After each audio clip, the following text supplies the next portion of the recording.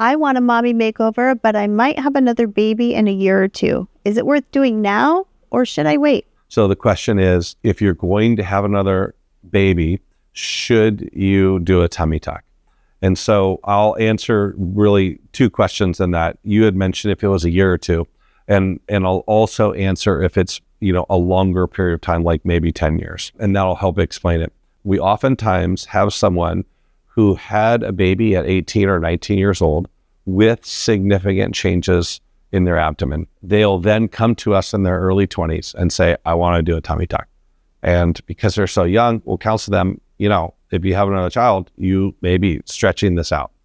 And the reply might be that, well, I'm going to have more kids, but it's not going to be into my 30s. And so I would like to have a flat stomach for the next decade before that happens, because I really don't want to live my 20s with this extra skin. And that is a totally reasonable position to take, with the idea of having this procedure, knowing that at some day you're going to stretch it out. You probably wouldn't stretch it out as much as before the tummy tuck, but you still potentially could stretch it out some.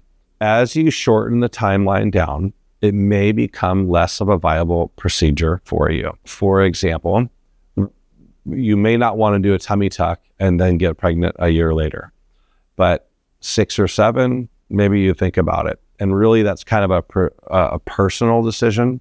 So if you're imminent to have a pregnancy, or you're going to be doing it in a short amount of time, we'll suggest that you wait. But if it's going to be a longer period of time and you're okay with potentially needing a revisional surgery, then we can go ahead with the procedure.